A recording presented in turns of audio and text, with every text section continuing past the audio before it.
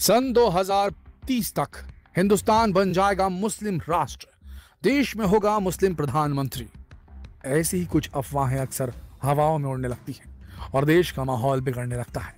क्या यह सच में मुमकिन है? क्या सच में हिंदुस्तान मुस्लिम राष्ट्र बन जाएगा? क्या हिंदू अल्पसंख्यक और मुस्लिम बहुसंख्यक कहलाएंगे इस भारत में? आखिर सच क्या है? अगर आप भी इन दावों की सच्चाई जानना चाहते हैं कि 2030 तक हिंदुस्तान बन जाएगा मुस्लिम राष्ट्र और यहाँ सारे नेता मुस्लिमों के होंगे, सारे मुख्यमंत्री मुस्लिमों को होंगे, प्रधानमंत्री मुस्लिम होगा, राष्ट्रपति मुस्लिम होगा, सब कुछ मुस्लिम हथिया लेंगे, अगर इस चीज को आप मानते हैं तो ये वीडियो अंत तक जरूर देखिए। आजकल हिंदुओं को डराने के लिए एक नई स्कीम का इस्तेमाल किया जा रहा है, जिसके तहत यह अफवाह फैलाई जा रही है कि आने वाले कुछ सालों में देश में मुस्लिमों की जनसंख्या हिंदुओं के मुकाबले काफी बढ़ जाएगी। यहाँ तक कि देश में हिंदू अल्पसंख्यक और मुस्लिम बहुसंख्यक हो जाएंगे। ये बातें कही जा रही हैं। ये भी बातें कही जा रही हैं कि देश की राजनीति और अर्थव्यवस्था पर मुस्लिमों का कब्जा हो जाएगा और हिंदुओं का अस्तित्व खतरे में पड़ जाएगा। इस बात की सच्चाई जानने के लिए हमें आंकड़ों पर गौर करना होगा। चलिए देखते हैं। भारत सरकार के द्वारा दिए गए आंकड़ों के हिसाब से सन 2011 में की गई जनगणना में देश में मुस्लिमों की जनसंख्या 17.22 करोड़ यानी कि 17 करोड़ 22 लाख थी, यानी कि 14.23% कुल आबादी की, कुल भारतीय आबादी की। जबकि 1951 में यह जनसंख्या केवल 3.4 करोड़ थी। 3 करोड़ 40 लाख थी मुसलमानों की जनसंख्या भारत के अंदर सन 51 में। और एक अनुमान के अनुसार सन 2030 तक देश में मुसलमानों की कुल आबादी 31.1 करोड़ तक पहुंच जाएगी। ऐसा कहा जा रहा है 31 करोड़ 10 लाख तक पहुंच जाएगी मुसलमानों की आबादी देश के अंदर, ऐसा कहा जा रहा है, अफवाहें उड़ाई जा रही है। आपको जानकर आश्चर्य होगा कि भले ही हिंदुस्तान में मुसलमान अल्पसंख्यक है, लेकिन अगर बात पूरी दुनिया की मुस्लिम आबादी की करें तो हिंदुस्तान तीसरे नंबर पर है मुस्लिमों को रहने की जगह देने के लिए। यहाँ भारत से आगे केवल इंडोनेशिया और पाकिस्तान है। और अगर प्रदेश की बात करें तो भारत के आधे से ज्यादा मुसलमान उत्तर प्रदेश, पश्चिम बंगाल और बिहार राज्य में रहते हैं। उत्तर प्रदेश में मुस्लिम जनसंख्या 3.07 करोड़ 3 करोड़ 7 लाख है। वेस्ट बंगाल में 2.2 करोड़, बिहार में 1.37 करोड़ मुस्लिमों की जनसंख्या है। वैसे ये सारे आंकड़े 2011 की जनगणना के अनुसार है, क्योंकि सन 2021 में महामारी की वजह से जनगणना नहीं हो पाई थी। सन 2011 से लेकर 2020 तक 9 साल का लंबा अरसा बीत चुका है और 9 सालों में 14 से 16% तक जनसंख्या बढ़ सकती है। यानी कि जो आबादी 2011 में 17 करोड़ के आसपास थी, उसमें 2 से 3 करोड़ का इजाफा तो हो ही क्या होगा। यानी इस वक्त मुसलमानों की आबादी देश के अंदर 20 करोड़ के आसपास हो गई होगी, ऐसे कयास लगाए जा रहे हैं। अब बात करते हैं कि आखिर इस बात में कितनी सच्चाई है कि मुसलमानों में जन्म दर हिंदुओं से कई गुना ज्यादा है, यानी कि मुसलमान ज्यादा बच्चे पैदा कर रहे हैं। इस बात में कितनी सच्चाई, इस फैक्ट में कितनी सच्चाई है, फैक्ट चेक करते हैं इसका। भारत सरकार के अनुसार सन 1992-93 में 92-93 में हिंदू महिलाओं की फर्टिलिटी रेट 3.3 था। वहीं मुसलमानों में ये 4.4 था। मुसलमान महिलाओं की फर्टिलिटी रेट 4.4 थी। फर्टिलिटी रेट से मतलब कि एक महिला अपनी पूरी जिंदगी में कितने बच्चों को जन्म देती है। इसके बाद सन 2005-6 के बीच आए आंकड़े बेहद चौंकाने वाले थे। इस समय हिंदू महिलाओं में फर्टिलिटी रेट 2.7 तक गिर चुका था। वहीं मुस्लिमों में यह सीधे 3.1 तक गिर गया। इन आंकड़ों से यह तो स्पष्ट है कि सन 1995 में 1995 में हिंदू और मुस्लिम महिलाओं की फर्टिलिटी रेट में 1.1 का अंतर था। वहीं सन 2005 आते आते ये अंतर 0.4 रह गया था। और यहाँ ये भी ध्यान रखना आवश्यक है कि सन 1995 से 2005 के मध्य हिंदू महिलाओं में फर्टिलिटी रेट में केवल 0.6 की कमी आई थी। वहीं मुस्लिमों में ये कमी 1.3 की थी। और अब अगर आज के समय में इन आंकड़ों की बात की जाए तो हिंदू और मुस्लिम महिलाओं की फर्टिलिटी रेट में ये अंतर लगभग खत्म हो चुका होगा।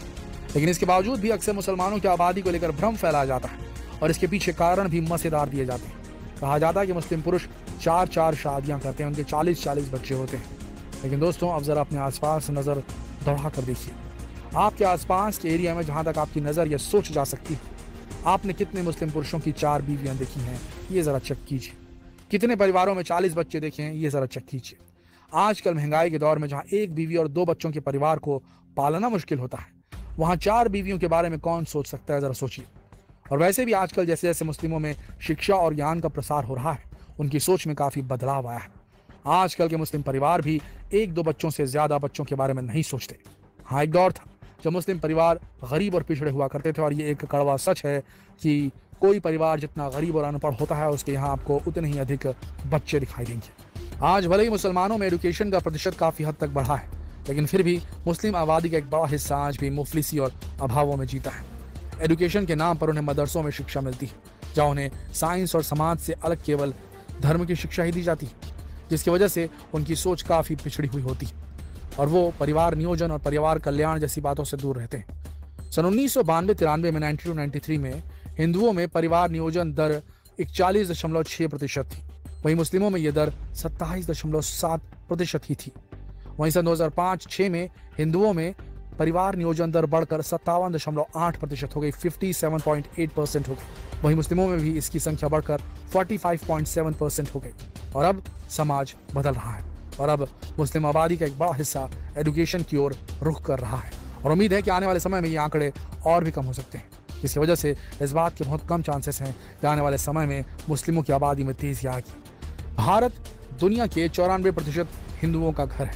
94% हिंदू जो एग्जिस्ट करते हैं धरती के ऊपर वो भारत में रहते हैं।